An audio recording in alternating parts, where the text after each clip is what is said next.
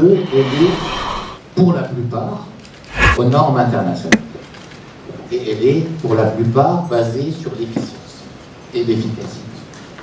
Après, il reste un tissu traditionnel et un tissu d'un travail qui a été fait. Mais je vais vous dire par exemple, si on prend l'industrie automobile, on va prendre l'usine Renault de Tanger, elle est net zéro déjà.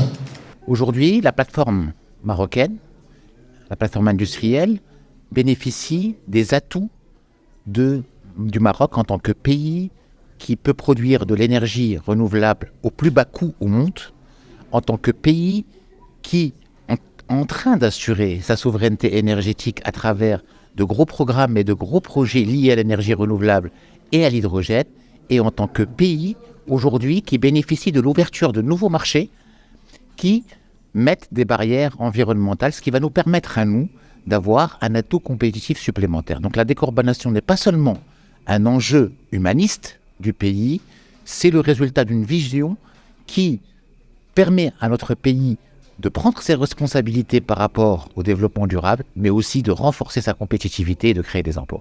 L'échéance taxe carbone est une opportunité pour le Maroc. Pourquoi ? Parce que le Maroc est en mesure de produire ses produits de manière complètement décarbonée. Vous avez vu le plan d'investissement de l'OCP qui va lui ouvrir de nouveaux marchés et ça va permettre d'éliminer quelques concurrents qui sont un peu plus polluants. La décarbonation de l'industrie est importante pour plusieurs raisons. D'abord, c'est accompagner les entreprises pour réduire leurs émissions, donc réduire leur consommation d'énergie et réduire leur facture énergétique. Donc il y a un volet économique très important. Il y a un volet environnemental très important. Avec la Fondation Mohamed VI pour la protection de l'environnement, il y a un bilan carbone qui est fait et nous voyons qu'aujourd'hui, il est important parce qu'il y a des taxes carbone aux frontières qui se préparent pour l'Europe. 65% de nos exportations vont vers l'Europe. Il faut absolument que nos industriels se décarbonisent pour être encore plus compétitifs. Et donc la chance que nous avons dans notre pays, c'est que lorsqu'on fait de l'efficacité énergétique, lorsqu'on utilise les énergies renouvelables, on baisse d'une façon importante notre facture énergétique. Donc les entreprises sont plus compétitives et elles peuvent être encore plus compétitives sur le marché international parce qu'il y aura la taxe carbone et parce qu'elles pourront éviter cette taxe carbone. Il y a un mouvement qui a commencé, en fait, c'est pas un effet de mode, c'est en fait un mouvement qui a commencé depuis longtemps pour la raison qu'on connaît, parce que le Maroc ne produit pas, n'a pas de pétrole, n'a pas de gaz, et donc le Maroc a par contre des ressources naturelles très importantes en termes de soleil et de vent, et même d'énergie marine, et donc c'est quelque chose qui était pendant longtemps, on va dire plutôt réservé à de la communication, parce que les prix étaient chers, mais aujourd'hui les coûts ont baissé sur ces 10 dernières années, et c'est ça ce qui fait qu'aujourd'hui, on est plutôt dans une démarche économique.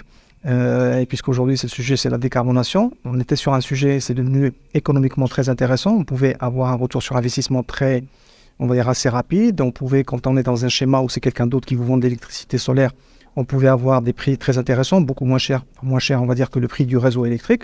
Et aujourd'hui, la décarbonation devient une menace aussi pour la compétitivité des entreprises. Donc on a aujourd'hui plusieurs sujets qui font que ces projets-là en énergie renouvelable marchent. On a d'abord le côté économique, on a le côté décarbonation et le côté communication, montrer son attachement à l'environnement qui est là depuis longtemps et qui est toujours resté. Le sujet du financement des investissements qui permettent de décarboner l'activité industrielle devient de plus en plus facile en fait. D'une part parce que ça devient un impératif pour accéder à un certain nombre de marchés à l'export.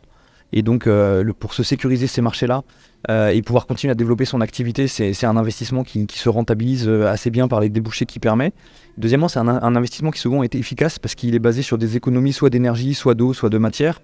Et donc avec les économies qui sont faites sur le cycle de production, on peut dégager la trésorerie pour financer l'investissement. Pour un groupe comme l'OCP, ils sont déjà à 88% de leur électricité d'origine renouvelable. C'est faisable. Et c'est faisable d'une manière économique dans notre pays.